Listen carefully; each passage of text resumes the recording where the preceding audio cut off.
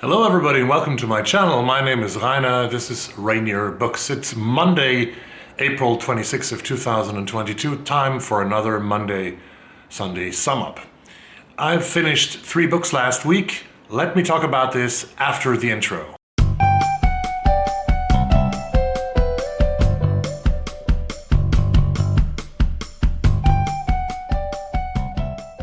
So here I am with a very successful message for every one of you. Success for me, success for my reading. I finished 3 books last week and I'm up to 17 now in 2022, which is a good number for me. I know that many of you read way more. Some of you have already read a couple of 100 books. I'm looking at you, Steve, Dawnie. And of course, some others have read like 35, 50 or 60 books already. I love this guy and I love his motorcycle, but not in the video. Anyway, I finished 3 books, and the 3 books that I finished, I want to talk about them a little bit here. The first one is in Swedish. It's by doctor and writer. Everybody knows that he exists, it's so beautiful.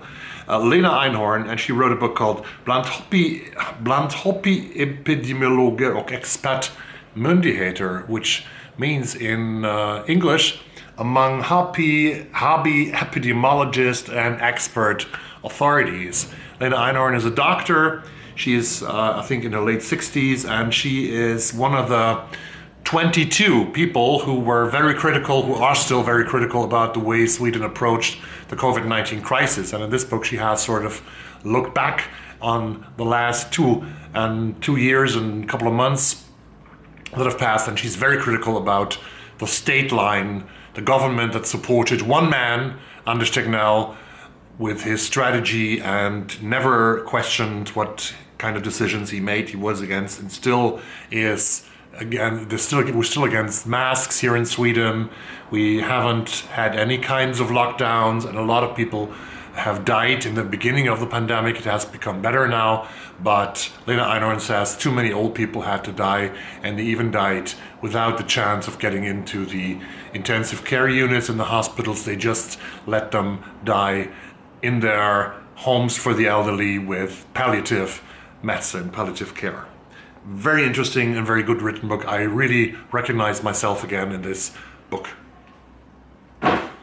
The second one that I finished is a thriller by Adrian McKinty, and this was supposed to be one of the best thrillers of 2022. I read it on my Kindle. I think it was published last year actually, and it's called The Chain.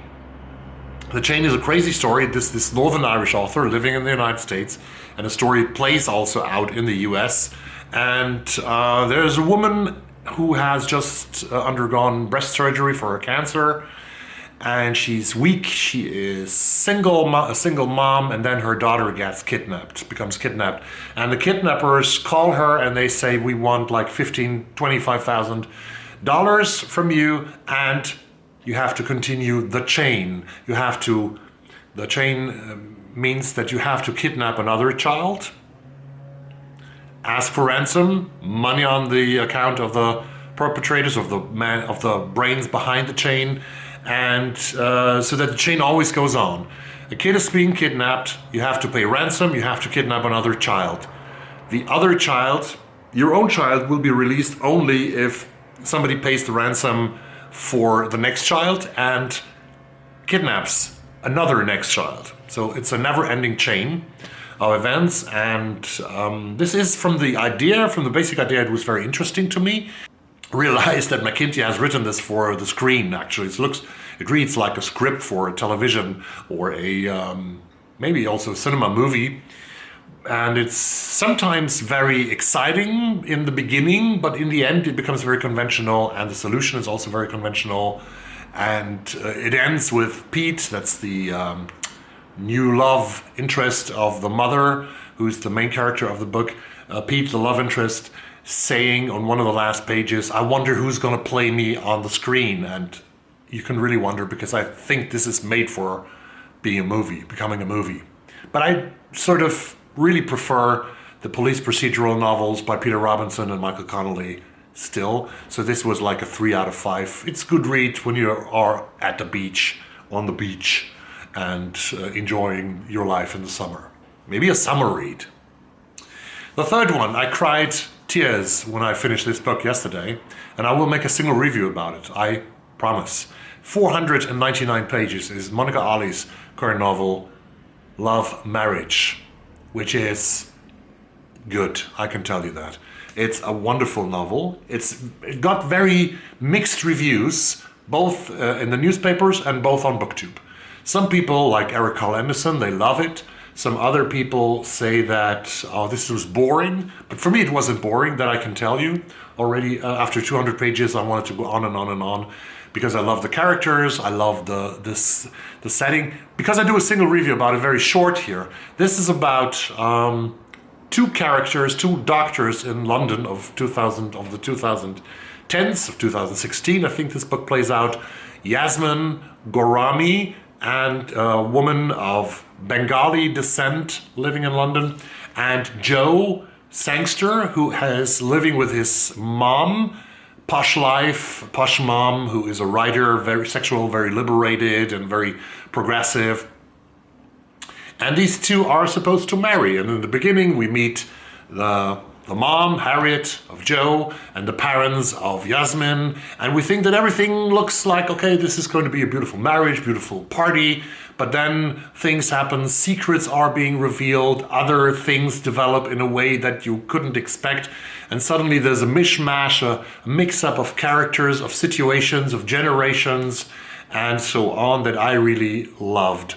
And I love the characters, and this was a 5 out of 5 for me, and I cried really tears in the end of the book because it's so beautiful. Love, Marriage by Monica Ali. The second book that I read by Monica Ali, I also read The Kitchen, I think 2 years ago. And I have to read Brick Lane, which is still on my shelves somewhere in the upper region, I think. Up there somewhere is Brick Lane by Monica Ali. So these were the 3 books that I finished. What have you finished last week? Have you finished anything? Tell me about it in the comments section down below. What am I reading now, are you asking, of course. And you have all rights to ask that question because this is BookTube, right? So what I'm reading now with Jolene from Bookworm Adventure Girls is Canada by Richard Ford. I'm, as we speak, I am 125 pages in to that novel. Like it. More when we have finished the book. I pick up again because I put it down. I didn't like the beginning. I told you that on the channel here of the final revival of Opal and Nev by Dawnie Walton, a book that is nominated for the Women's Prize this year and that I said interests me most of all the books that are nominated. I think I have already put it down under The Island of Missing Trees by Elif Shafak. And since I finished a non-fiction book last week 2 weeks ago, called The New Age of Empire by Kehinde Andrews, highly recommended still, I started a new non-fiction book, because I think I always have to read one non-fiction, right? And this is by Barbara F. Walter, and it's called How Civil Wars Start and How to Stop Them. Barbara Walter is an expert on civil war. She has researched a lot about civil war in the US, but also in other civil wars.